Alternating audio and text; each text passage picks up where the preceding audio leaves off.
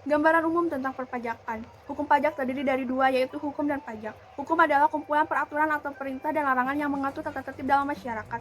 Pajak adalah iuran rakyat kepada kas negara berdasarkan UU dengan tidak mendapat jasa timbal balik yang langsung dapat ditunjuk dan digunakan untuk membiayai pengeluaran umum. Jadi, hukum pajak adalah suatu kumpulan beraturan yang mengatur hubungan pemerintah sebagai pengumpul pajak dan rakyat sebagai pembayar pajak. Ada juga karakteristik pajak. Satu, bersifat memaksa karena wajib pajak. Yang kedua, pungutan atau iuran yang tidak mendapat imbalan secara langsung. Yang ketiga, berdasarkan UUD. Yang keempat, digunakan untuk kepentingan umum. Hukum pajak mengatur terdiri dari 6. Satu, siapa yang menjadi subjek pajak dan wajib pajak. Subjek pajak adalah yang berpotensi dikenakan pajak. Wajib pajak adalah yang sudah memenuhi kriteria wajib pajak. Yang kedua, apa yang menjadi objek pajak? Objek pajak adalah sasaran yang akan dikenakan pajak. Yang ketiga, kewajiban terhadap pemerintah. Yang keempat, timbul dan hapusnya hutang pajak. Yang kelima, cara penagihan pajak. Yang keenam, cara mengajukan keberatan dan banding. Kedudukan hukum pajak terbagi menjadi dua. Satu, hukum perdata. Dua, hukum publik. Hukum perdata yaitu yang mengatur hubungan antar warga negara dengan warga negara lainnya. Hukum publik adalah hubungan antar negara dengan warga negaranya. Sistematika hukum pajak. Hukum pajak dibagi menjadi dua. Satu, hukum pajak material. Dua, hukum pajak formil. Hukum pajak material yaitu membuat norma-norma yang menerangkan keadaan, perbuatan, peristiwa hukum yang dikenakan pajak, siapa yang dikenakan pajak, berapa besarnya pajak, kapan hapus dan timbulnya pajak, dan hubungan pemerintahan dengan wajib pajak. Contohnya PPh dan PPN. Hukum pajak formil yaitu membuat ketentuan-ketentuan yang mendukung agar hukum pajak material dapat terwujud. Contohnya KUAP. Baik, di sini saya akan menjelaskan materi pajak. Pengertian pajak menurut Undang-Undang Nomor 16 Tahun 2009 tentang Ketentuan Umum dan Tata Cara Perpajakan. Pajak ialah kontribusi wajib kepada negara yang terutang oleh orang pribadi atau badan yang bersifat memaksa berdasarkan undang-undang dengan tidak mendapatkan imbalan secara langsung dan digunakan untuk keperluan negara bagi sebesar-besarnya kemakmuran rakyat. Yang kedua yaitu unsur-unsur yang terkandung dalam pengertian pajak, yaitu iuran rakyat kepada negara berdasarkan undang-undang tanpa jasa timbal balik dan digunakan untuk membiayai kepentingan umum. Yang ketiga itu fungsi pajak. Yang pertama yaitu fungsi pajak anggaran, yaitu pajak sebagai sumber penerimaan negara. Yang kedua itu fungsi mengatur, yaitu pajak sebagai alat untuk mengatur kebijakan pemerintah dalam sosial dan ekonomi. Yang ketiga yaitu syarat pungutan pajak. Yang pertama itu syarat keadilan, artinya pungutan pajak harus adil. Yang kedua yaitu syarat yuridis, artinya pungutan pajak harus berdasarkan undang-undang di Indonesia. Yang ketiga yaitu syarat ekonomis, artinya tidak mengganggu kegiatan perekonomian. Yang keempat yaitu syarat finansial, yaitu pungutan pajak harus efisien. Yang kelima yaitu sederhana. Sistem pungutan pajak harus sederhana. Yang kelima yaitu teori-teori yang mendukung pungutan pajak. Yang pertama teori asuransi, teori yang mengibaratkan pajak sebagai suatu premi asuransi karena memperoleh jaminan perlindungan. Yang kedua itu teori kepentingan, yaitu pembagian beban pajak kepada rakyat didasarkan pada kepentingan masing-masing orang. Yang ketiga itu daya pikul, artinya pajak harus dibayar sesuai dengan daya pikul masing-masing orang. Yang keempat yaitu teori bakti, artinya sebagai warga negara yang berbakti, membayar pajak adalah suatu kewajiban. Yang kelima yaitu teori asas daya beli, berarti menarik daya beli dari rumah tangga masyarakat ke rumah tangga negara. Yang keenam yaitu asas pungutan pajak. Yang pertama itu asas keadilan, yang kedua yaitu asas kepastian hukum, yang ketiga asas tepat waktu, dan yang keempat yaitu asas efisien. Di sini saya akan menjelaskan materi kedua pengantar perpajakan. Yang pertama tentang tata cara pemungutan pajak. Pemungutan pajak dapat dilakukan berdasarkan 3 stelsel, yaitu yang pertama stelsel nyata, yaitu pengenaan pajak didasarkan pada objek penghasilan nyata sehingga pemungutannya baru dapat dilakukan pada akhir tahun pajak, yakni setelah penghasilan yang sesungguhnya diketahui.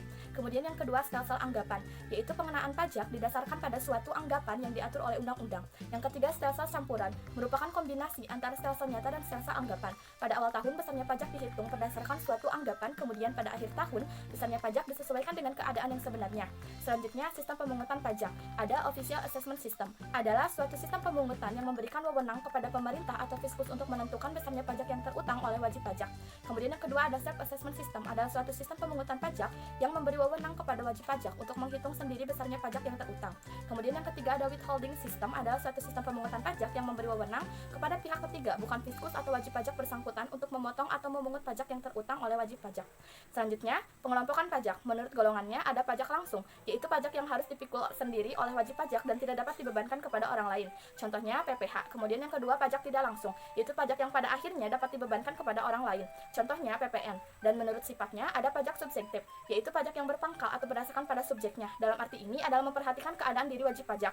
Contohnya PPh. Yang kedua, ada pajak objektif, yaitu pajak yang berpangkal pada objeknya tanpa memperhatikan keadaan diri wajib pajak.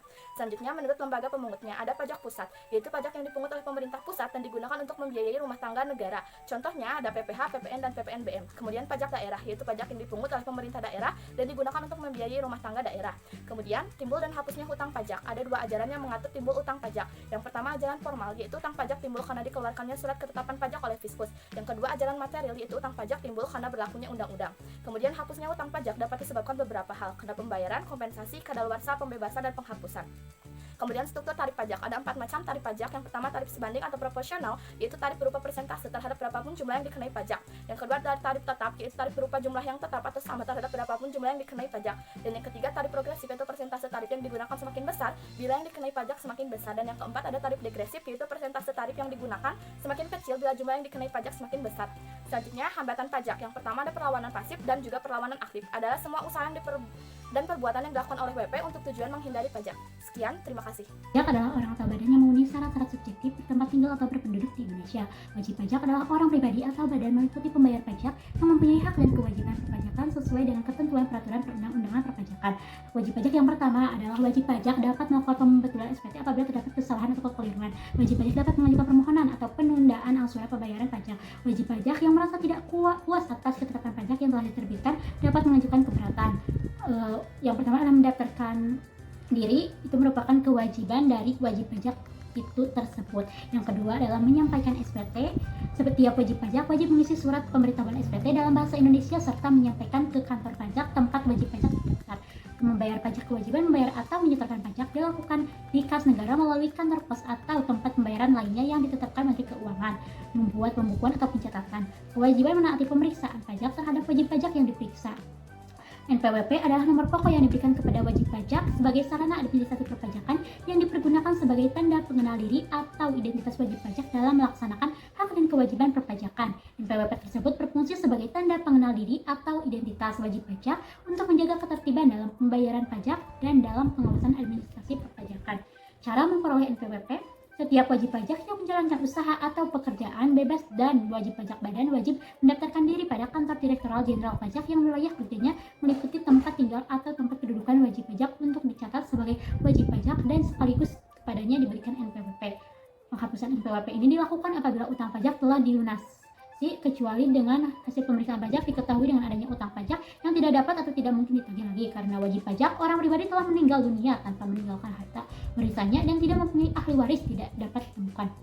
Wajib pajak tidak mempunyai harta kekayaan lagi dan sebab lain sesuai hasil pemeriksaan. Sanksi sebagaimana diatur dalam pasal 39 Undang-Undang Nomor 28 2007 tentang perubahan ketiga atas Undang-Undang Nomor 6 Tahun 1983 tentang ketentuan umum dan tata cara perpajakan bagi wajib pajak dengan sengaja tidak mendaftarkan diri atau menyalahgunakan atau menggunakan tanpa hak NPWP pengukuhan PKP sehingga dapat menimbulkan kerugian pada pendapatan negara diancam dengan pidana penjara paling singkat 6 bulan dan paling lama 6 tahun. Dan denda paling sedikit 2 kali jumlah pajak terutang yang tidak atau kurang dibayar. Menghitung besarnya pajak, wajib pajak sendiri dengan mengisi formulir SPT di mana wajib pajak menghitung dan memperhitungkan membayar dan melaporkan sendiri tentang pajak yang terutang. Yang kedua, instansi pajak yang menjumlahkan aparat perpajakan yang diterbitkan SKP. Yang terakhir adalah withholding system yang menjumlahkan pajak adalah pihak ketiga yaitu pemotong pajak. Saya akan menjelaskan mengenai SPT atau surat pemberitahuan. Nah, pengertian dari surat pemberitahuan itu ialah surat yang oleh wajib pajak digunakan untuk melaporkan perhitungan dan atau pembayaran pajak, objek pajak dan atau bukan objek pajak dan atau harta atau kewajiban menurut perundang-undangan perpajakannya. Ada beberapa fungsi nih, fungsi bagi PPPH, PKP, dan ada fungsi bagi pemotong atau pemungut pajak. Nah, fungsinya sendiri sebagai sarana untuk melaporkan dan mempertanggungjawabkan pajak yang dipotong atau dipungut dan lalu disetorkannya. Ini SPT itu ada dua ya, SPT masa dan tahunan. SPT masa sendiri sebagai menjadi SPT masa PPh pasal 21, 22, 23, 25 dan ada masa PPN dan PPNBM. Lalu jenis SPT tahunan itu ada SPT tahunan orang pribadi dan badan ya. Tata cara penyelesaian SPT itu, wajib pajaknya itu mengambil formulir ke KPP lalu diisi dalam keadaan yang sebenarnya ditandatangani lalu melampirkan dokumen yang diperlukan. Ada Pada batas waktu penyampaian SPT itu paling lambat itu 20 hari setelah masa pajak berakhir. Kalau misalkan tahunan itu 3 bulan setelah akhir tahun pajak ya. Ada sanksinya juga, sanksi untuk tidak terlambat menyampaikan SPT masa denda itu 50.000, kalau misalkan tahunan pribadi 100.000, tahunan badan 1 juta. Dan kalau misalkan tidak menyampaikan SPT ini secara tidak disengaja itu 1 tahun pidana penjara dan 2 kali pajak terutang ya dendanya itu. Kalau misalkan secara disengaja itu 6 tahun penjara dan 4 kali denda pajak terutang ya. Dan pembutuhan SPT itu kalau misalkan mohon sendiri itu jangka waktunya itu 2 tahun dan setiap bulannya itu dikenakan bunga 2% sebelum si SPT-nya itu dibetulkan gitu. Lalu ada SPT dianggap tidak disampaikan apabila SPT-nya tidak ditandatangani dan tidak melampirkan dokumen yang diperlukan. Terus SPT-nya itu dibetulkan saat sudah pemeriksaan ya, dan WP yang dikecualikan dari pengenaan sanksi itu WP orang pribadi yang sudah meninggal dan tidak menjalankan usaha, terus WP orang pribadi berstatus asing yang tidak tinggal di Indonesia, terus WP yang tidak terkena bencana. Terima kasih. Saya di sini akan menjelaskan mengenai SSP. SSP, surat setoran pajak, ialah surat yang oleh wajib pajak gunakan untuk melakukan pembayaran atau penyetoran pajak yang terutang ke kantor kas negara atau tempat pembayaran lain yang ditetapkan Menteri Keuangan. Berfungsi sebagai sarana untuk membayar pajak dan sebagai bukti atau laporan pembayaran pajak. Jenis SSP ada 2, yaitu 1. SSP standar, surat yang oleh wajib pajak gunakan atau berfungsi sebagai pembayaran atau penyetoran pajak ke kantor penerimaan pajak. Yang kedua, SSP khusus, bukti pembayaran atau penyetoran pajak terutang ke kantor penerimaan pembayaran. Selanjutnya, pembayaran pajak. Terdapat beberapa bagian, yaitu 1. Pembayaran masa, yaitu jangka waktu yang menjadi dasar bagi wajib pajak untuk menghitung, menyetor, dan melaporkan pajak yang terutang sebagai ditentukan dalam undang-undang. Yang kedua, pembayaran kekurangan. Pembayaran kekurangan berdasarkan SPT tahunan dilunasi maksimal tanggal 25 bulan ke-3 setelah tahun pajak. Yang ketiga, pembayaran karena ditetapkan pajak. Ketetapan pajak yang menyebabkan jumlah pajak bertambah harus dilunasi dalam jangka waktu 1 bulan sejak diterbitkan surat ketetapan pajak. Yang keempat, kelebihan pembayaran pajak. Jika setelah dilakukan perhitungan ternyata terdapat kelebihan, maka wajib pajak dapat diminta dengan catatan wajib pajak tidak punya utang pajak. Selanjutnya, SKP, surat ketetapan pajak. Batasannya, SKP hanya diterbitkan kepada wajib pajak tertentu yang disebabkan karena ketidakbenaran dalam pengisian SPT atau ditemukan data fisik yang tidak dilaporkan wajib pajak. Berfungsi sebagai 1. Koreksi atas jumlah pajak yang terutang menurut SPT. Yang kedua, sarana untuk mengenakan sanksi. Yang ketiga, menagih pajak. Yang keempat, mengembalikan kelebihan pembayaran pajak. Yang kelima, memberitahu pajak terhutang. Surat ketetapan pajak terdiri dari STP, SKPKB, SKPLB, SKPK, SKPKBT, SKPLBT, dan SKPN. Selanjutnya, SKPN. SKPN atau surat ketetapan pajak nihil, yaitu surat keterangan ketetapan pajak yang menentukan besarnya kredit pajak sama dengan hutang pajak seharusnya. STP, surat tagihan pajak, yaitu surat untuk melakukan penagihan pajak dan atau sanksi administrasi berupa denda dan atau bunga. Penerbitan STP menyangkut beberapa hal, yaitu PPh dalam tahun berjalan tidak atau kurang dibayar. Dari hasil penelitian terdapat kekurangan pembayaran pajak akibat salah tulis atau salah hitung. PKP tidak membuat faktur pajak atau membuat tapi tidak tepat waktu. KPKB, surat ketetapan pajak kurang bayar, yaitu surat ketetapan pajak yang menentukan besarnya jumlah pokok pajak, jumlah kredit pajak, jumlah kekurangan pembayaran pajak, besarnya sanksi administrasi, dan jumlah yang masih harus dibayar. Surat ketetapan pajak kurang bayar tambahan, yaitu surat ketetapan pajak yang menentukan tambahan atas jumlah pajak yang telah ditetapkan, berfungsi sebagai koreksi atas surat ketetapan pajak sebelumnya. Oleh karena itu, surat ketetapan ini baru bisa diterbitkan kalau sudah ada surat ketetapan sebelumnya.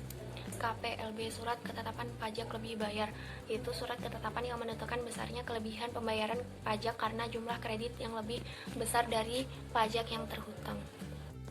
Di sini saya akan menyampaikan terkait keberatan, banding, pembukuan, dan pencatatan dalam perpajakan.